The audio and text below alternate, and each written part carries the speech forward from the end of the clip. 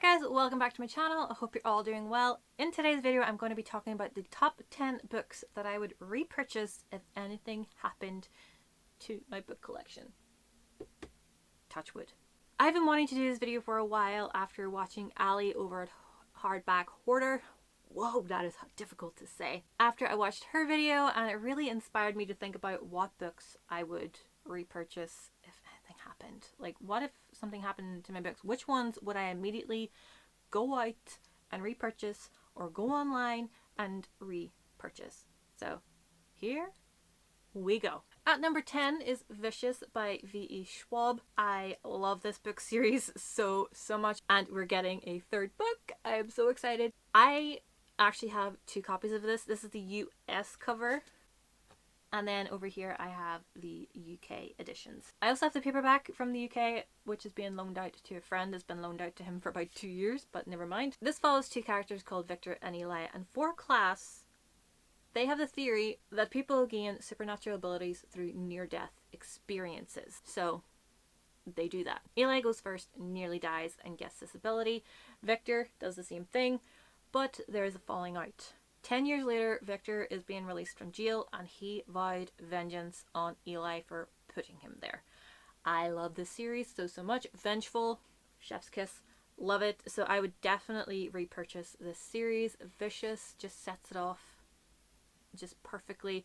So that's why I would do the first book first, and then potentially after a while go to Vengeful. At number 9 is Geek Arella by Ashley Poston. I fell in love with this book. This is the first book in the Once Upon a Con series that she has been writing. This book, it's not the most well written book, but it has a sentimental place in my little fangirl heart. I find myself being represented so much in this book as a fangirl of a science fiction show that people look down your noses on. I love Star Trek. Star Trek Voyager is my life. It is my happy place, just like Starfield is for the character of this book. Elle loves Starfield. Her father loves Starfield, and it was what bonded them. And then when he died, the kind of joy kind of went with him, but she found solace in the series that they all loved. Then it was getting a reboot, and she was not for it. I was the same when Star Trek was getting a reboot with Chris Pine and Zoe Saldana and Zachary Quinto. I was thinking, why? Why are they doing a reboot when not that long ago Nemesis had just wrapped? It just did not seem right to me, and I just didn't like it, because then people were coming into it and then they were like thinking, oh, we're better fans. Or the old school ones were like, you're not true fans. What irked me the most about the new reboot of Star Trek was that it just shit over canon.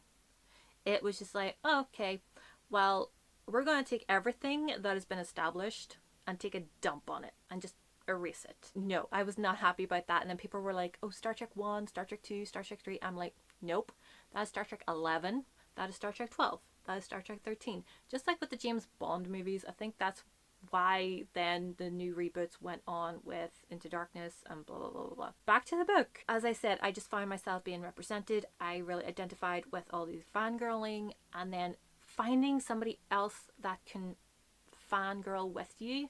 It's a true treasured moment.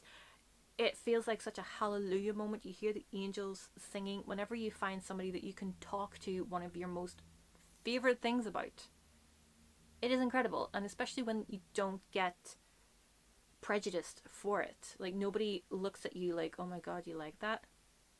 I get that a lot. A lot of people like say to me, oh my god, you watch that? There's no in between with it. It's either, oh my god, you watched that, or you watched that, oh my god, let's fangirl, let's just flail about it. I just love this book, so that's why I would repurchase it. At 8 is Six of Crows by Leigh Bardugo, specifically this edition. I love the Six of Crows duology. The characters are just incredible. I love the world. I love the magic that these characters have. I love the heist. I love that everything goes wrong, and yet they try to fix it. And even trying to fix it, it does not fix it. I love when that happens. I love when there's no easy fix. The characters themselves are in my heart. Nina, I love her. I just love the way that everything is set up in this book. Like with Vicious, I would get everything again, but specifically Six of Crows. I just love it because it sets everything up. It introduces you to all of the characters and the place, and it expands on Ravka from what you learn in the Grisha trilogy. But whenever I was reading this, I was sitting up to 3 o'clock in the morning reading it. I was in love. In love. The 7th book that I would repurchase is Marina by Carlos Ruiz Zafón. Everybody probably knows Carlos Ruiz Zafón more for The Shadow of the Wind. I actually love Marina more. It's shorter and it is his YA novel. However, I find this one is so much more atmospheric. I find that the story is so much more intriguing. I talk about this as Frankenstein meets Phantom of the Opera. It's weird, it shouldn't work, but it does. It follows the car. I'm really going Northern Irish now because I've been talking for so long. I was about to say character. I'm going for mana. It follows the character of Oscar, and he is at a boarding school in Barcelona in the 80s. One night he sneaks out and goes into this house and he steals something. However, his guilt compels him to return it, and that's when he is introduced to Marina and her father. Marina then takes him to a cemetery where at the last Sunday of every month a black carriage appears, and a woman dressed head to toe in black walks to an unmarked grave that just has a butterfly on the tombstone and sets a rose.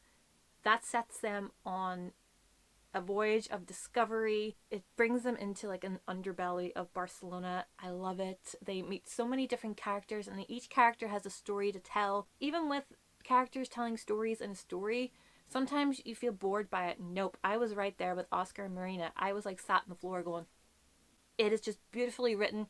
It is incredibly translated by Lucia Greaves. It really just brought the 1980s of Barcelona to life. I could feel the humidity and the fog, and I could feel the heat from the fire that is in this book. It is just incredible.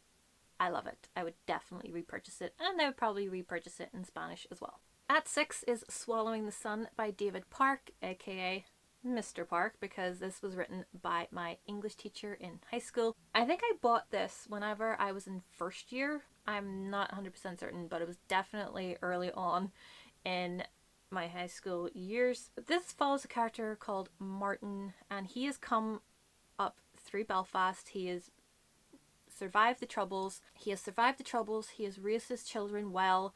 His daughter has just got 11 A stars at her GCSEs, and that is the highest grade that you can get. She goes out to celebrate and she takes ecstasy and dies. So to channel his grief, he is going through all of the motions. He wants to get revenge, he wants to get justice for his daughter. He actually at one point actually sits in a car with a gun and he wants to kill the person that sold the drugs in the first place. It is very harrowing, it is very hard-hitting, and I will say Mr. Park's writing is very flowery. He loves his alliteration. It is very short, but I really loved it. I read it again just to experience it all over. I would definitely repurchase this if anything happened to it, because of the nostalgia with it and because of the personal link to my former English teacher. At number 5 is a book that people will not be surprised by, and that is Born with Teeth by Kate Mulgrew. I have been a fan of Kate Mulgrew since I was 11 years old. She plays Captain Catherine Janeway on Star Trek Voyager. That show is my life. It is my happy place. I love it. This is her first memoir. This talks about her early life and when she became pregnant as a young actress in New York, and the heartache that she had when she gave her up for adoption. It is a very hard-hitting memoir. I love the way that she writes. Kate Mulgrew has always been articulate. I've always wanted her to write a memoir. She's actually written 2. This one I would definitely repurchase first because it has been the one that I've read the most. I actually have like 4 copies of this, one that I've annotated, which she has signed. It is just a very well written memoir, and it's the only non-fiction one in this bunch. But to be honest, I would probably just purchase anything that Kate Mulgrew writes. She's actually writing a fiction book at the moment. I just love this book so much. It means a lot to me because of the fact that Kate Mulgrew invites us into her life and into the hardest moments of her life. Also with her other memoir, Hard to Forget, she invites us into the most difficult stages of her life, and I just thank her for it, and it is just incredible. I love it, and definitely repurchase. At number 4 is Shadow of the Wind by Patrick Rothfuss. I did not actually read this copy. I listened to it in an audiobook and then purchased this. It is the 10th anniversary edition.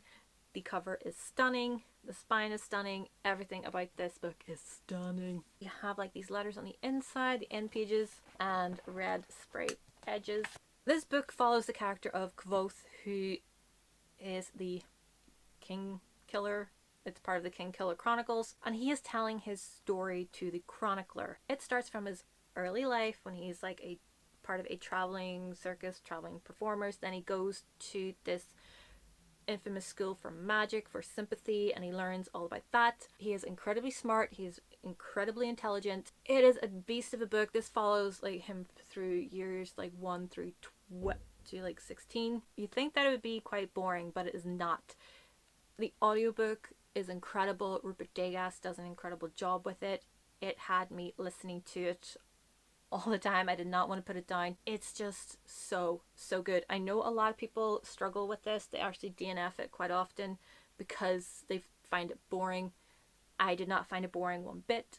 I love it. I recommend it to a lot of other people. Definitely on the repurchase pile if anything happened to it, because it is so good. The third book that I would definitely repurchase is Miss Peregrine's Home for Peculiar Children by Ransom Riggs.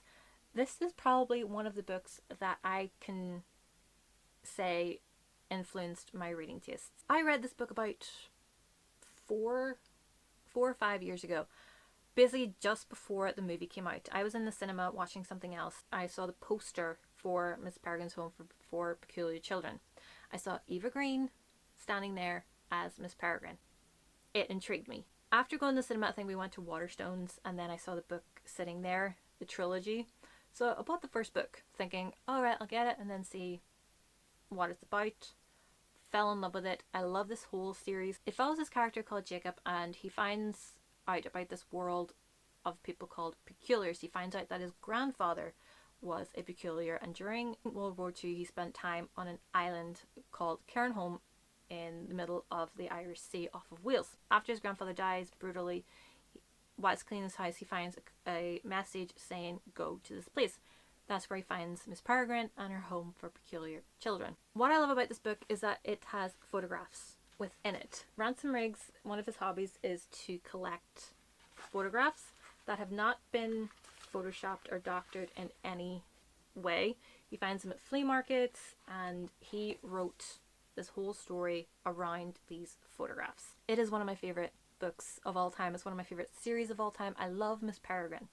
I could definitely do with a spin-off just about Miss Peregrine because she's just my favorite. I actually do want to repurchase this in hardbacks as well. In second place, this will be no surprise to people that have been around my channel for a little while, and that is Inkheart by Cornelia Funke. This is actually my 5th edition of this book, and I want to get more because it was recently reprinted and I just want them all. What I love about Inkheart is that it follows a character called Mortimer, who has this ability that when he reads aloud, characters from the book come out of it.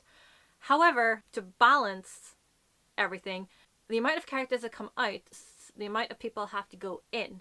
When his daughter Maggie was a little girl, he was reading Inkheart to her.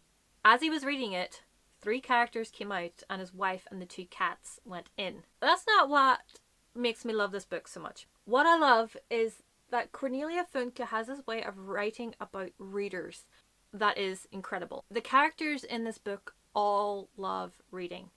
They love books. Aunt Eleanor, she is the biggest collector of books you will ever meet in a book. Every single room of her mansion is filled from floor to ceiling with books. She has every single room is a library. There are piles and piles and piles of books on every single surface and every single corridor. There is like towers of books. She reveres books. She loves books. She loves reading. She has this catalogue of books where she's constantly looking for new editions or specific editions of books and going to auctions for books. Cornelia just has this way of writing about what it is to be a reader and what books mean to a reader. She hits the nail on the head. I used to be one of these people that whenever people were talking about reading and what reading means to them, I would just be like, yeah, okay, whatever. I'm one of those people now. I'm like, bitch, you were stupid. That's what I love about this book series.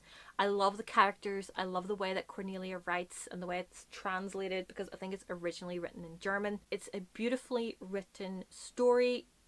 I love the way that it travels all around Europe. A majority of the action in Inkheart takes place in Italy. I love that. It really brings the story to life. The characters themselves are all amazing. I particularly love Dustfinger. He is awesome, not just because Paul Bettany plays him in the adaptation. And the last book on this list, and the first book that I would go out and repurchase if anything happened to my precious babies, Strange the Dreamer by Laini Taylor. This edition is no longer available. I actually got this by accident. I had bought the paperback edition of it in this exact cover in the airport at Belfast whenever I was going on holiday. Then a couple weeks later I was in Belfast, as in Waterstones, as I always am. I saw this book after I'd finished reading it in the paperback, saw that it had blue sprayed edges, and I repurchased it. I immediately lifted it up and purchased it. This book is probably where I can say that my reading game changed. I would like to read. I was not the biggest reader around the time that I found Strange the Dreamer. I read this in 2017. In 2017, I said that I was going to read Harry Potter. I was reading a few books here and there. I did not know the books like this existed. I also found BookTube around that time, and I think Haley and Bookland had hauled Strange the Dreamer in the US edition. So when I found it in the airport, I thought, oh, that's the one that Haley and Bookland talked about. I read the back of it. Sounded fascinating to me. My mum, however, when she read the back of it, she was like, what? It definitely was not her cup of tea. It turned out to be mine, however. I had brought Percy Jackson and the Lightning Thief with me on the same holiday. Finished it. Started reading this. I did not want to put this down. I fell completely head over heels in love with this book. I fell in love with Laini Taylor's writing style, with the world, with the characters. I loved how everything was working together. I loved the pictures that it created in my mind. And of course, the cover is absolutely stunning as well. This is where I realized that books that I wanted existed. I never knew that books like this existed because people were not talking about them. We do not have a bookstore in our town. We used to have an Eason's, and then it closed about 6-7 years ago, much to my horror. The only place that we could get books was Asda in our town.